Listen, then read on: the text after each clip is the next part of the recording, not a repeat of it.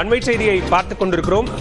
சென்னையில் இந்து மக்கள் கட்சியினர் பேரணியோ ஊர்வலமோ செல்வதற்கு அனுமதி இல்லை என்று உயர்நீதிமன்றம் உத்தரவு பிறப்பித்திருக்கிறது. இது தொடர்பான கூடுதல் விவரங்களோடு இணைகிறார் நீதிமன்ற செய்தியாளர் மதன். விவரங்கள். பாலா, இந்து மக்கள் கட்சி சார்பில் தமிழகம் உரிமை மீட்பு உள்ளிட்ட தொடர்பான மாநாட்டு வரும் மார்ச் 15ஆம் தேதி சென்னை ராயப்பேட்டை YMCA மைதானத்தில் நடைபெற இருக்கிறது. இந்த நிகழ்ச்சியை பார்க்கும்போது கோமாதா பூஜை, சன்னியாசிகள், மடாதிபதிகள் நடத்தும் ஆன்மீக சொற்பொழிவு, பெண் கல்வியின் முக்கியத்துவம், அதை வலியுறுத்தி பட்டிமன்றம் என பல்வேறு நிகழ்ச்சிகள் நடத்தப்பட உள்ளது. இதன் ஒரு பகுதியாக இந்து மக்கள் கட்சியின் தலைவர் அர்ஜுன் சம்பத் தலைமையில் சென்னை எழும்பூரில் ஊர்வலம் செல்வதற்கும் ஒரு திட்டமிடப்பட்டு அதற்கான அனுமதி கேட்டு காவல்துறைக்கு மனு அளிக்கப்பட்டது. ஆனால் அந்த ஒரு மனுவானது மறுக்கப்பட்டது.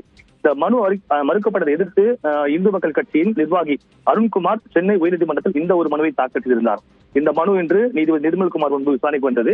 அப்போது அர்ஜுன் சம்பத் கூட நேரில் ஆஜராகியிருந்தார். அதே போல இந்த ஊர்வலத்தின் போது எந்த ஒரு விதிமீறலில் ஈடுபட மாட்டோம் என்ற ஒரு வாக்குறுதியும் இந்து மக்கள் கட்சி தரப்பிலிருந்து கொடுக்கப்பட்டது.